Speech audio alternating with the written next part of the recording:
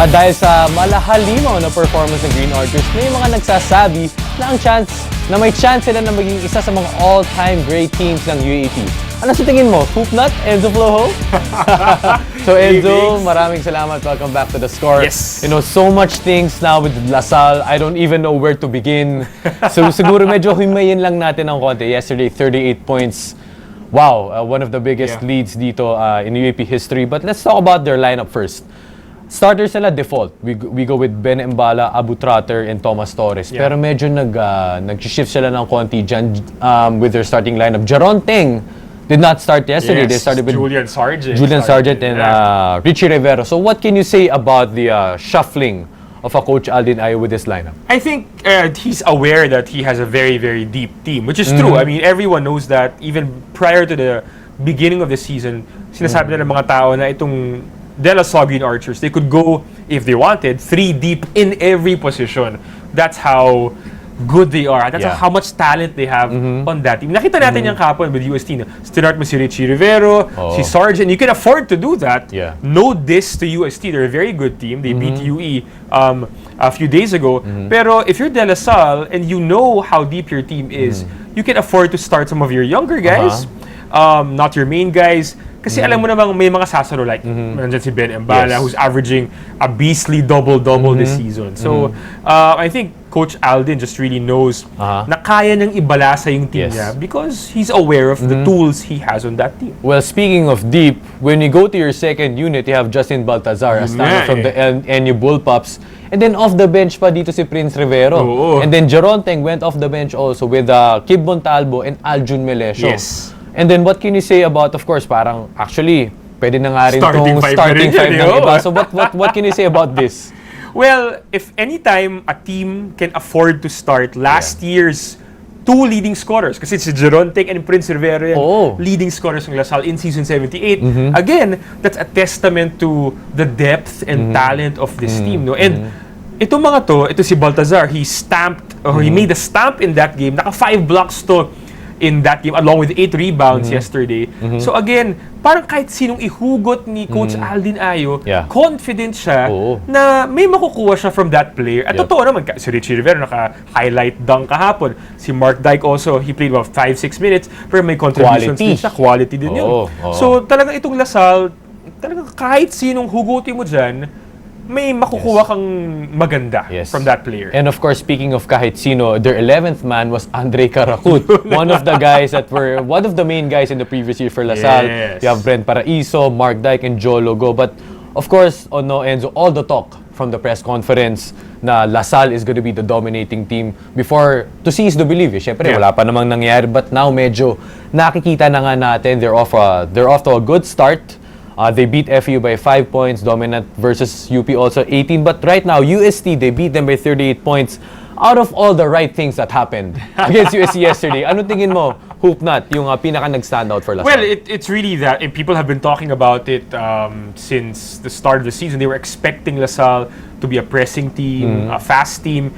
And I think yesterday was Exhibit A in just how good and how dangerous this La Salle team is when they are relentless on both ends of the basketball. They forced 40 turnovers sa 40. UST.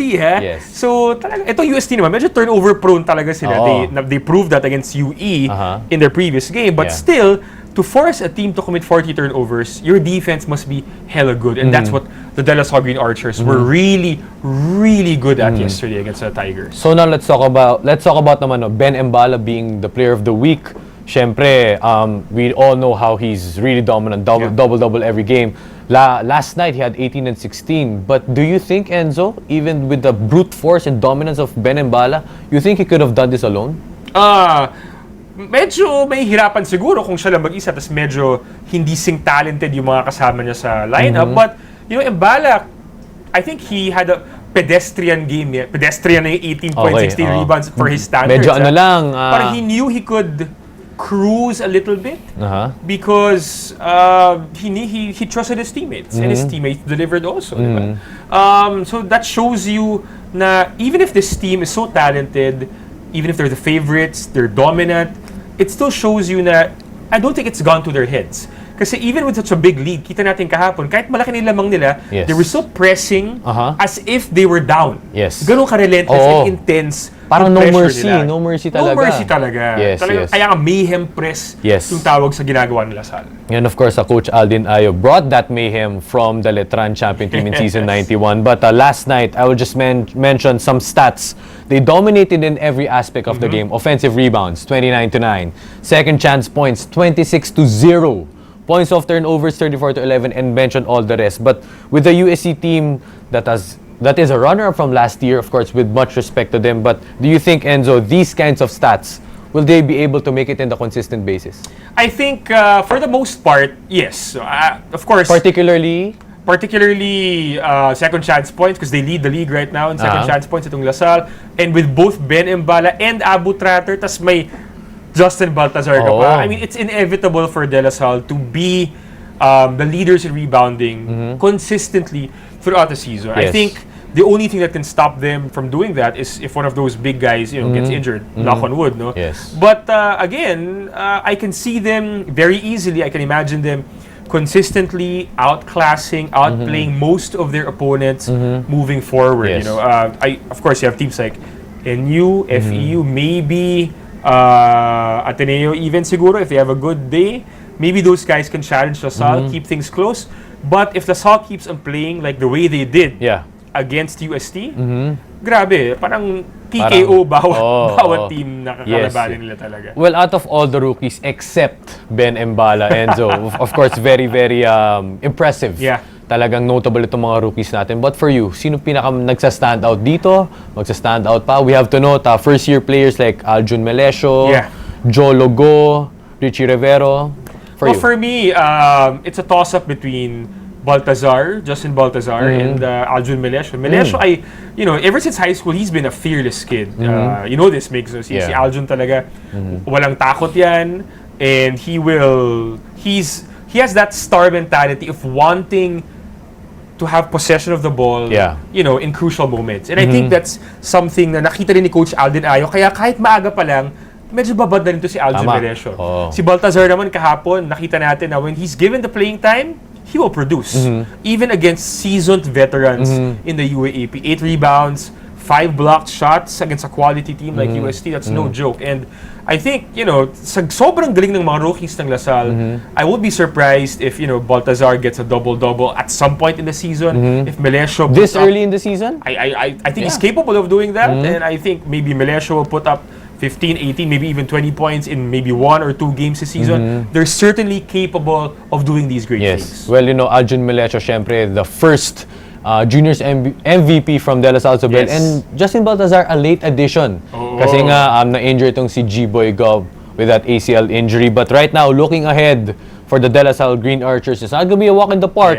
On September 18, they'll go up against NU, 24, Adamson, UE, and Ateneo. So, can you give us a brief explanation of what to expect for each? Well, I think all those teams are really gunning for defeating LaSalle. I mean, all the 7 other UAAP teams know that LaSalle is the team to beat. And every time they go up against LaSalle, I'm sure sa kalendaryo ng mga teams, nakamarka niya, ito yung LaSalle, ito yung parang big game natin.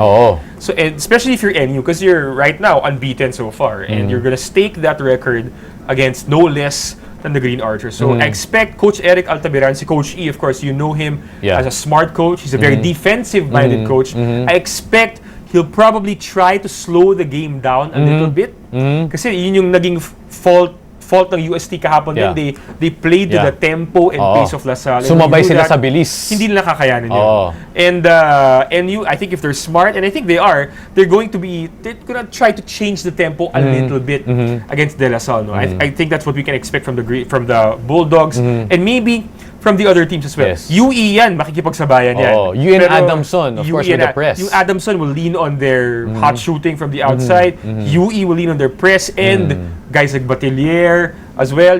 Yung Ateneo, yung medyo, hindi ko pa sure. Kasi si Coach Tab, I'm sure, knowing him, he has something up in his sleeve. May baon yan. May tinatago yan, feeling ko, for LaSalle. But, Coach Aldin Ayo has proven na he can adjust as well. And he's proven, I think, na he knows the strengths of his team Yeah. and how to unleash those Yes. strengths on the Tama. opposition. Okay, bold question. Last question para sa ating ngayon. Marami pa tayong pwedeng pag-usapan. Pero Enzo Flojo, the Hoop Nut, who do you think can beat LaSalle? Nako. Prior to the season, I said maybe FEU. Okay. Okay, and I'm sticking to that. I think FEU at their best, even if they lost to Ateneo kahapon, no? FEU at their best, they're good enough, they're big enough, they're disciplined enough. Okay. At their best. So, to be babawi able sa to beat second LaSalle. round yan. Babawi I think second they have the round. chance to do so. Although I also wouldn't be surprised if LaSalle continues to play like they did yesterday, Yeah. to be able to sweep the whole thing. All right. So, very, very bold predictions from Enzo Flojo. Maraming salamat, of course, for gracing us with your fine analysis. Maraming salamat, Enzo Flojo. Thanks, Nick. For more sports updates, keep watching The Score. And don't forget to subscribe.